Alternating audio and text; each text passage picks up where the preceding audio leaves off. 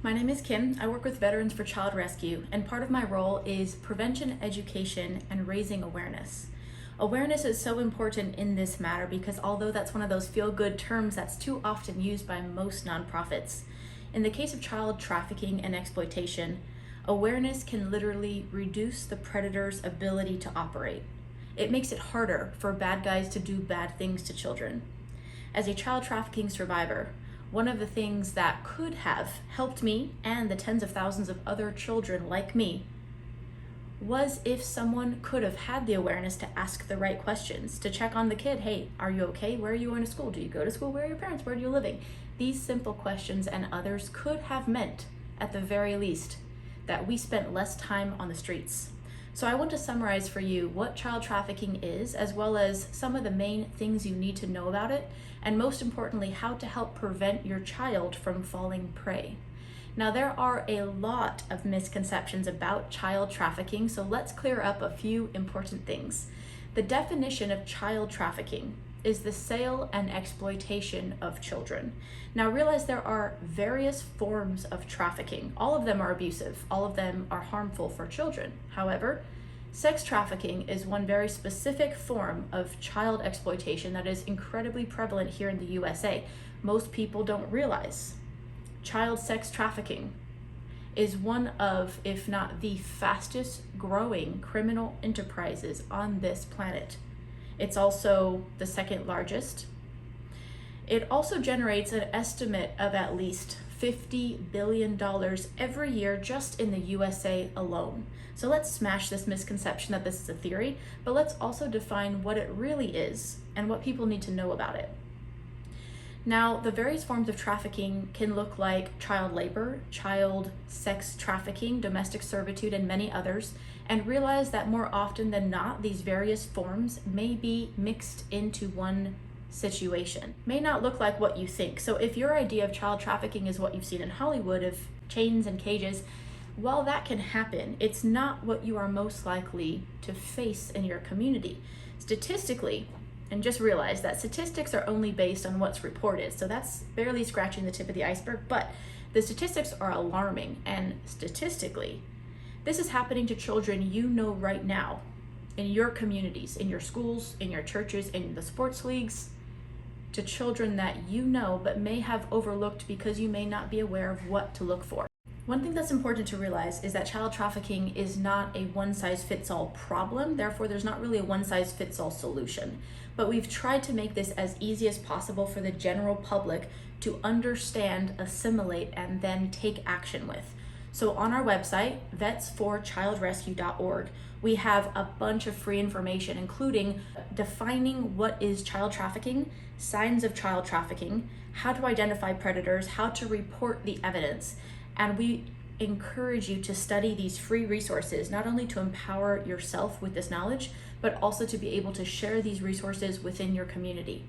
Now, one of the main tactics that I personally think is so important for people to be aware of is a tactic called grooming. There's also a lot of misconception about what this involves, so let's break it down. Grooming is a manipulation tactic that predators use to gradually desensitize the child to harmful and inappropriate behavior. Now, this strategy defines a lot of what's happening in our society today, but more specifically, I want you to realize the key aspects of the process of grooming. There are actually 6 stages of sexual grooming that was identified by a forensic psychiatrist. And I'm going to break these down and unpack them further because it's so important for people to know the strategy so that they can know how to outsmart the predators. The 6 stages of sexual grooming. 1, targeting the victim. Realize that predators are strategic and they will target vulnerabilities. Children are very vulnerable, but specifically children coming from vulnerable families. They may be easier to access than a child from a strong, safe family. Number 2, gaining trust. Predators are strategic and they will often position themselves in places of trust or authority in order to gain the child's trust and the trust of their friends and family. Number 3, filling a need. Back to point 1, they will target vulnerabilities. So filling a need could look like something financial. It could look like that person who's way too excited about babysitting for free. It can look like gifts and treats and special attention and many other things. Number 4 is isolating the child. Number 5 is sexualizing the relationship.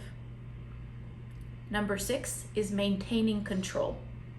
I want you to realize that number 6 means they have already gained control, and the final step is to maintain it. Now, this can be done through further coercion. It can also be done through violence and threats. So these 6 stages outline a very important strategy for people to be aware of, because these manipulation tactics are how predators can gain access without being identified, without raising concern, without the child realizing that they're being abused. Unfortunately, the way this works is that children don't often realize they're being abused, and they definitely don't realize they're being trafficked. A child's brain is not fully developed until around 25, and because of tactics like grooming and others, predators can strategically convince the child that this is either all in fun in some kind of secretive game, or that the predator is actually the protector, and they gain the child's trust so as to let them believe that everyone else is unsafe and dangerous, and the predator is the only one that's safety, love, and protection. So another big action step, it sounds so easy, but it is so important to empower your children, and this starts at home. If you are not building up your child, if you're not reinforcing positive self-esteem and belief, you're so smart, you got this, we can figure this out, you got this, you're beautiful, you're amazing. If they've never heard this from you, when predators approach them on the internet or slide into their DMs, if that's the first time your child has ever heard, you're so beautiful, they may finally feel like someone's seen them and heard them. But if you've done your part to educate your child at home with the tactics predators use, obviously in an age-appropriate way, explain the risks to your kids, and also let them know what steps to take when, not if, this happens to them, specifically on the internet as well as in person. What are the stranger danger tactics that a predator might use, and what should the child do? A child should ultimately know that you are their safe advocate, that they can and should come to you for anything that they're curious about, frustrated by, scared of, funny, happy, sad things that happen throughout the day or in their life. They should know that you're that safe adult, that they can come to you for anything, and that you will listen, full stop. That you will listen, that you will take them seriously, and if necessary, you will take the appropriate action. Your children should know that they will not be the ones getting in trouble if they report something to you. Even if you don't like hearing about it, they need to know that you're their safe place. I promise you, if you're unwilling to have these conversations with your children, someone else is. I would rather they get this information from you in a balanced educational way, in a protective way, in an empowering way, as opposed to having to figure it out for themselves in the world. The world is a terrible place these days for children. What we are trying to do is make our country safe for children, but we can't do that without your support. And so much of this starts at home. Most, if not all, of the survivors that I've spoken with, while all our stories are completely different and everyone has a unique situation, there are similar patterns. One of which is that typically there was abuse in the family, in the household, from an early age. Not only does this break the children down and demoralize them, it lessens their own self-worth. And when predators come into their life later on, they will be more susceptible, they will be more vulnerable, and predators know this. Here's your job. Be a strong parent, be the example of strength to your children, and raise strong children. Make sure they're not easy targets. Make sure you empower them with the skills and knowledge that you need. We've gone through great lengths to make this information free and available for you on our website, so I implore you to study our website, to read these resources and share them.